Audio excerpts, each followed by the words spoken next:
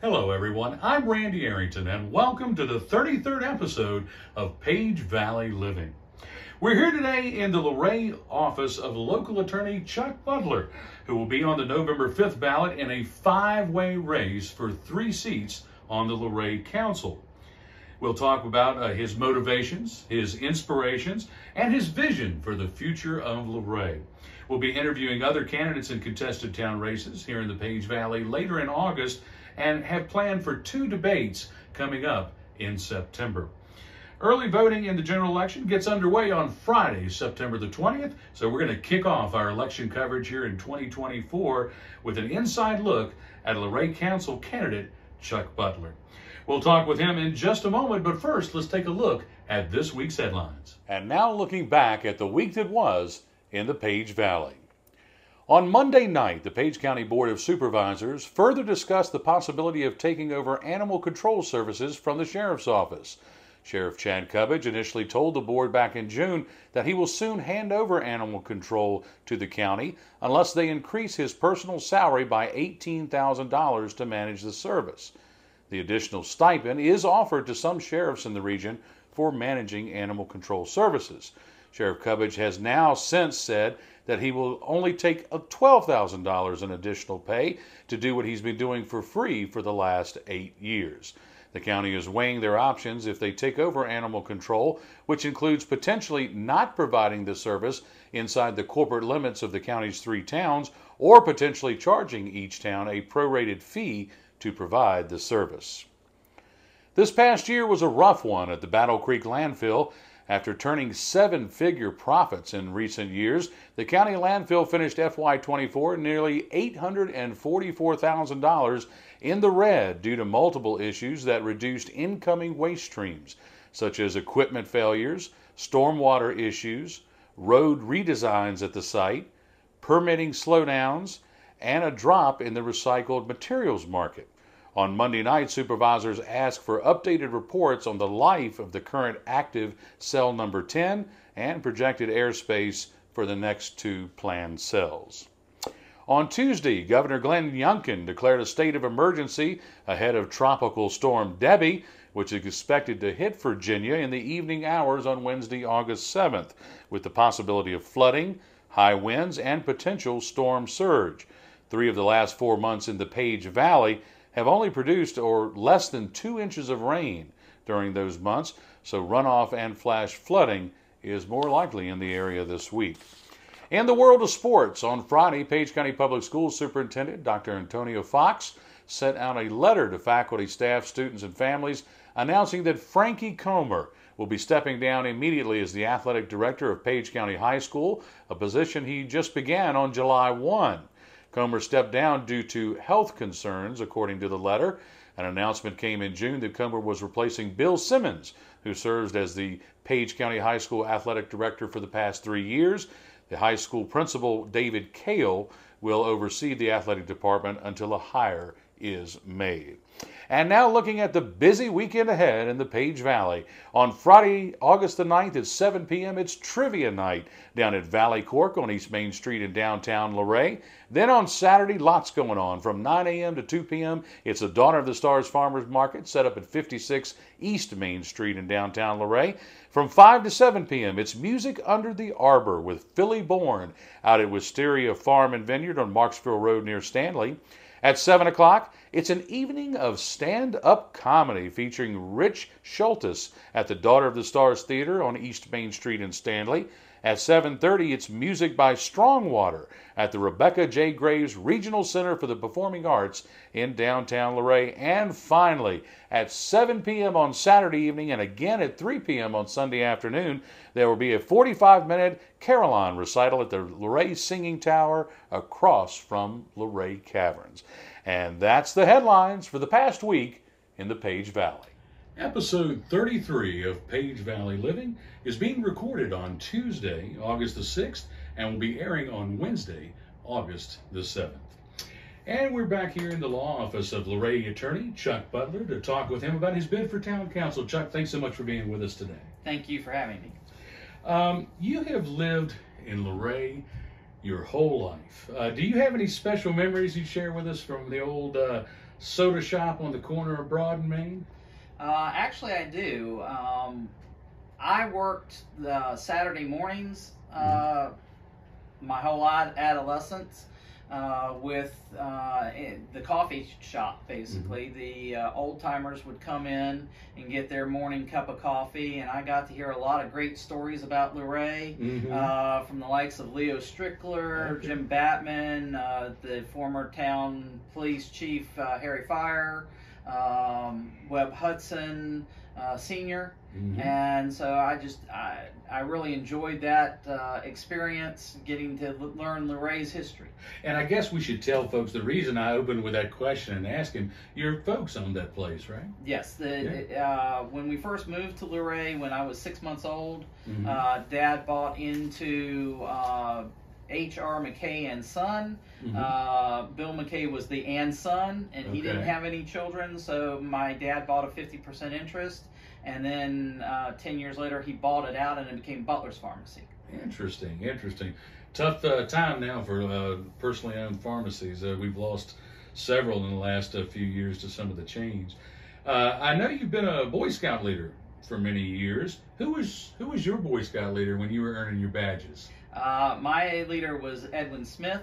For Troop 7. I joined Troop 7 because they had an Indian dance team, and my mother thought I would enjoy Indian dancing, and so I did that for my entire youth scouting career, and got to be a life scout and senior patrol leader for Troop 7. So, of course, the campground out at Lake Arrowhead named for Edwin. Yes. And any special memories from scouting, either as a scout or as a leader? Any special memories? Oh, it'd be hard to pick just a few, but as a youth, I remember one time we were Indian dancing, and there was a dance called the Prince Dance, and I went out as the prince, and I was supposed to be doing a hunt, and I would shoot somebody who was under a bear skin, and then the neighboring warrior was supposed to come attack me, and the guy who did it he was supposed to swing it over my head. Well, he clipped the back of my head, and I went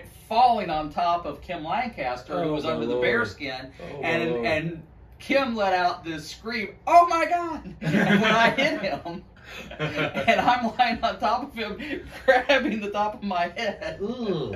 Well, now this is an important question. You learned some Indian dances. Did you learn a rain dance? Because we certainly could use one. The best rain-inducing thing I have ever encountered was when Richard Holder and I were running Troop 289 here in Luray. If Richard and I went camping together, it always rained. Okay, I got you.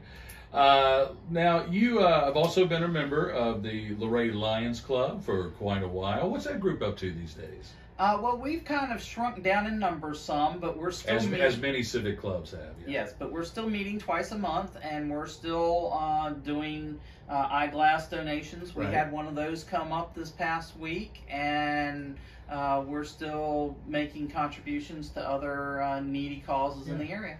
You know, interesting question, and I'm putting you on the spot. You may not know the answer. I don't know if anyone knows the answer, but why do you think that the participation in civic clubs, not just Luray, the state, the country, why that has gone down so bad? I mean, there used to be, the Reubatons and the Rotary and the Lions, they were very strong organizations, and now they're kind of struggling for membership. Yeah, they are, and again, that is a nationwide phenomenon. I think one of the things that has happened is back in the 50s, 60s, 70s, even into the 80s, a lot of industries would pay for their employees to be members, and that has stopped. They don't pay for those things anymore. But that's a very good point. Another issue is that as young people have kids nowadays, they're so focused on what the kids are doing. As far as recreation, youth sports, Boy Scouts, whatever other, that they then don't have the time for the civic organizations like they used to. I think those are both very good points, and of course everybody's so stuck to their phone they don't do much outside of the home anyway.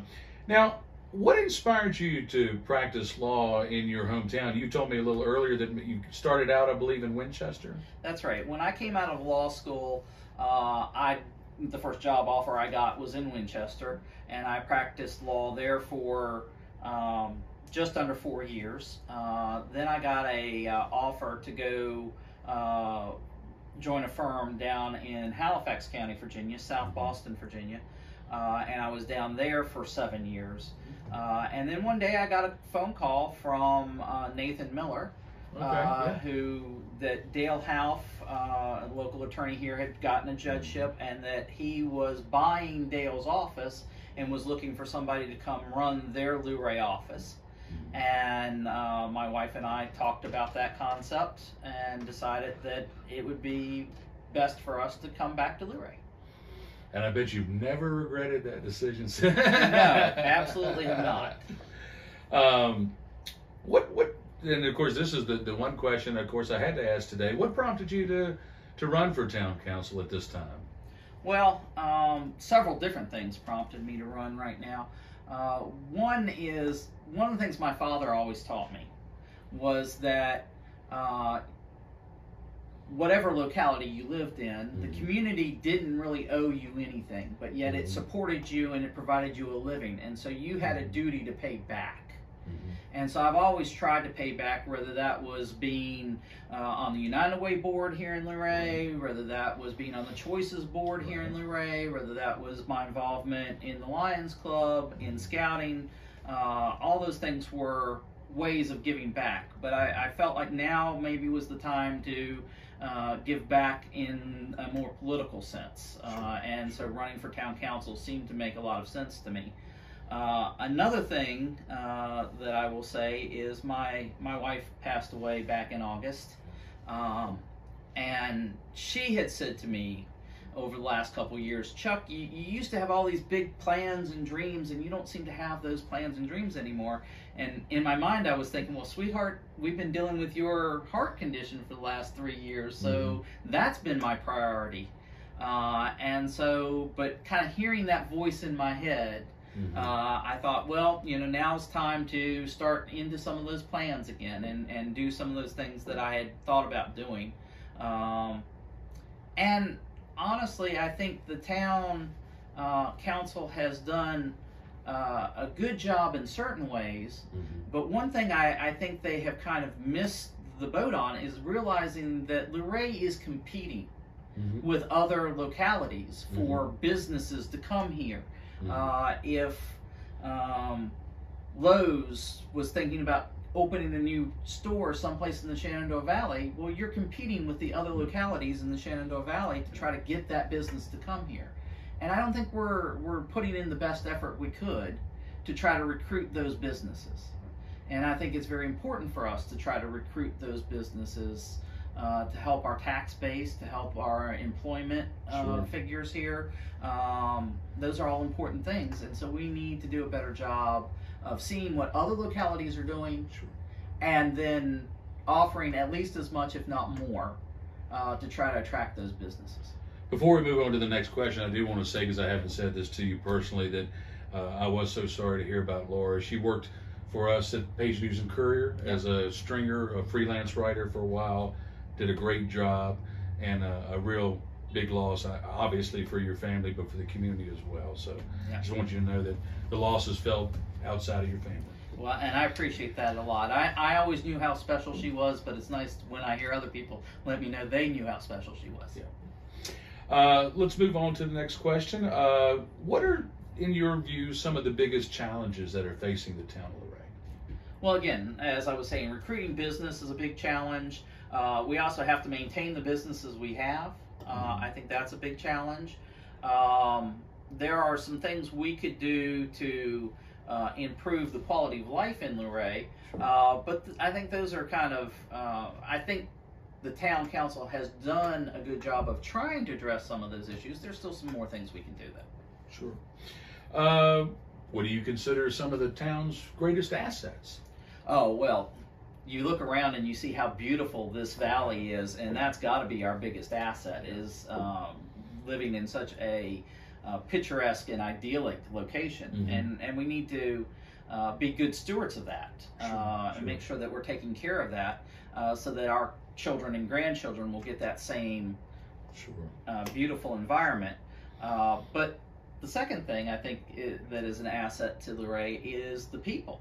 We have a lot of great people in Luray who are eager to help, are eager to support one another, and are great at helping out. It's a lot of hidden talents around town. Yes. It really is.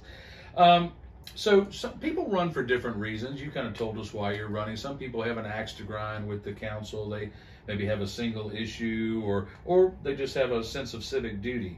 But if you were handing out a report card, what overall grade would you assign the current Luray Council? I'd give them a B. Again, I think they're doing a good job, but there's more they could be doing. And again, like I say, one of the biggest things I think this community desperately needs is more business in here. We need more jobs for our citizens so that they don't have to travel all the way down to Nova. As my people always say, working down in the country. Right. It's a shame that so many people have to work down in the country and have to drive 2 or more hours a day each way to work. Now, as a former member of the town council once said to me, well, there's no way we're going to be able to compete with the wages they pay down down there. But we need to be able to pay wages enough that people have to make that choice of, do I want to spend 4 hours a day in my car, eating up gas, eating up other things, and having the expenses that go along with that, if I can work here for a little less, but not have those expenses and not have that wear and tear on my psyche. Now, one issue that has been greatly discussed by the Luray Council is the subject of short-term rentals. And, on one hand, short-term rentals are seen by some people very positive. You take old properties, you fix them up, you are getting TOT, or transient occupancy tax revenue for the town. It's creating some short-term rental, more options for tourists. On the other hand, you got folks that say, hey, this is breaking up the traditional neighborhoods. It's creating a run on properties where there's not long-term rental properties as much available, or even homes to buy, because they're going to short-term rentals. So there's pros and cons on both sides of this issue. It's been debated quite a bit, and really probably has become an issue because there's been so many permit applications in a short period of time. What are your thoughts on this debate? I think the council right now seems to have the attitude, I've been attending the council meetings, and they seem to have the attitude that we've approved them in the past, so we can't not approve them now. That's not the way it should be. You have to look at each application individually, and I'm very concerned about some of these places where it seems like a neighborhood that was not designed for short-term rentals is suddenly being eaten up with them. And you can say, look, we've approved 3, and we think that's enough for this neighborhood. We're not going to approve 4 because that is impeding the rest of the neighborhood. So I certainly think that they have to look at each individual application and maybe not be afraid to say no to some of them if you're getting a glut in one particular area, because it's not fair to the homeowners in that neighborhood who this was not designated as a short-term rental area.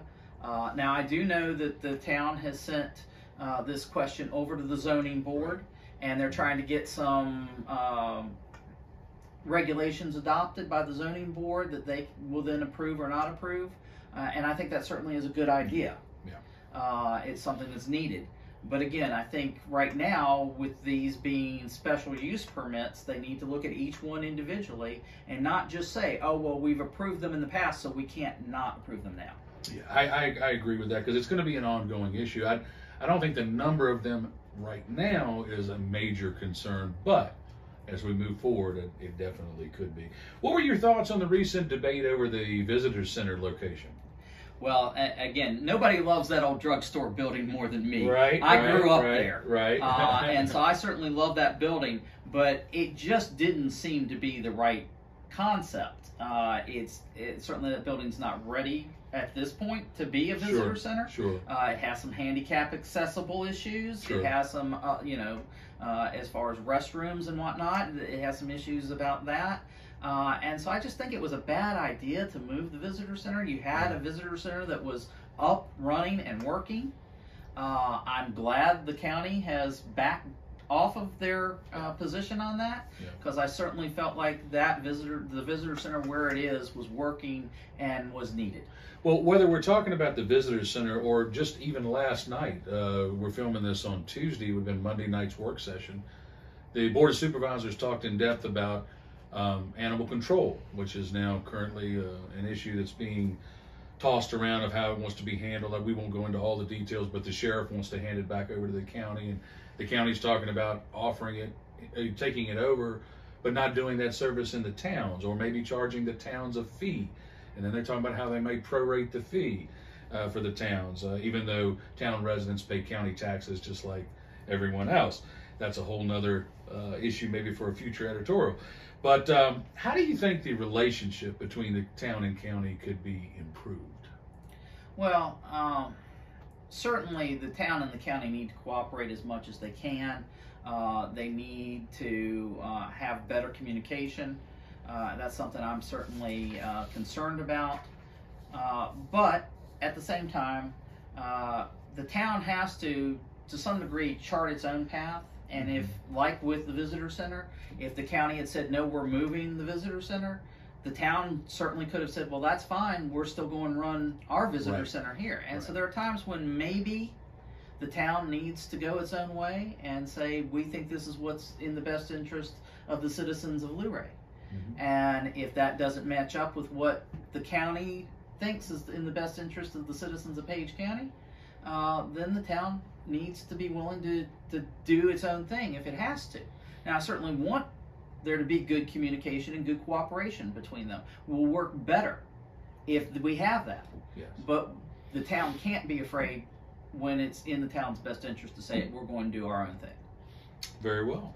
We're going to finish up now by playing a little quick Q&A game called the 5 W's. I'm going to ask you 5 simple questions focusing on the who, what, when, where, and why. You ready to play? Sure. All right, here we go.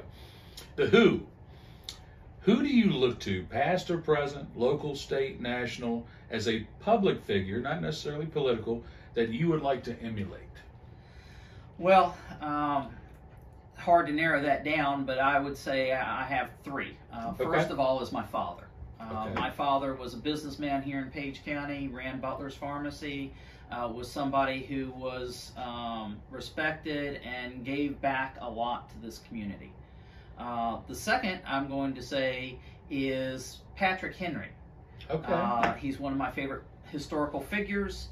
He was both a great patriot, but was also a great public speaker. I like to think I'm a pretty good public speaker. And was somebody that did a lot for Virginia and for America. And the third is Ronald Reagan. Ronald Reagan was somebody that I felt dynamically changed America for the better, won the Cold War, and somebody that I think just was somebody I would like to emulate. What is the most important duty of a town councilman? The most important duty of a town councilman is to get input from the citizens, sift through their opinions and through the facts that are presented to him in order to come to the best decision he possibly can. You can't not listen to the citizens and get their input, because there is wisdom in the collective. But at the same time, Edmund Burke, one of the original political thinkers in Western culture, said that a representative owes the people, not only his industry, but his judgment as well. And so you have to, as you listen to all these things, then you have to use your judgment and decide what's the best answer. Well put. Now we're looking for a moment, a memory, or an observation of some kind. When were you most proud to be a resident of Luray? And that's hard. Again, that's hard to narrow that down, because there are so many times that I've been proud to be here. Whether that was as a kid in high school competing in on the Luray High School golf team and winning a golf tournament, or whether that was the 200th anniversary of the town that we had, and I was on the committee that helped do the celebration for that. But one thing that happened recently was simply I was watching the 4th of July fireworks, and I thought, not a lot of towns our size have this tremendous fireworks display. And we are so lucky to live in a locality that puts value on that, puts value on its citizens and on their enjoyment. And so that was a time when I was really proud of There's us. some travel, I don't know what it was, some online travel thing or whatever, but they were rating our fireworks as among the best in Virginia, and I thought that was pretty impressive. Where, besides your home, where is your favorite place to go in Luray? I would say probably the Greenway. I enjoy going down the Greenway and just walking the Greenway. Again, it's a facility that we have that not a lot of other localities our size have similar things. I'd say the same thing about Lake Arrowhead. Not a lot of localities our size have a park that wonderful, that grand. We get people who come out here just to go to Lake Arrowhead's park. The parks are places I love. The Ray's parks, that is definitely one of their shining assets is their parks. Okay, we're going to wrap it up here with Mr. Chuck Butler, and I'm going to give you your last pitch to the people out there. Why should Luray voters cast a ballot this fall for Chuck Butler to serve on the Luray Council? And you can tell me, or you can tell the folks out there. Well, I'll tell them. I think you should vote for me this coming fall because I'm looking to promote business. I think that's crucial, that we need to do the things to get business in here. We also need to support our existing businesses. I also pledge that I will listen to you, that communication has to be a two-way street. I think the town does a fairly good job of letting the citizens know what they're doing, but I'm not so sure they do a great job of listening to the responses. And I will listen to those responses. As I said, though, I have to judge those responses and use my own judgment in deciding what's appropriate as if I am a member of town council. And lastly, I think you will find that I am somebody of integrity and somebody who works well in the moment. One of the things I think I do best in court is that I'm good on my feet. As things change, you have to be able to change with them, and I've always had that ability to think on my feet and work through problems. Well, Mr. Chuck Butler, we wish you the best of luck. We want to thank you so much for being with us today. And we want to thank you for everything that you have done for Luray and our community and everything you'll continue to do in the future for our community. Thank you. We also want to say thank you to Eleanor Arrington for all of her work behind the camera today. If you enjoyed today's show, make sure to hit that like button and also subscribe to our YouTube channel at Page Valley News and share this video with a friend as well. And finally, make sure that you visit all of our furry friends down at the Page County Animal Shelter and help them find a forever home. Until next week, I'm Randy Arrington saying, enjoy that Page Valley living.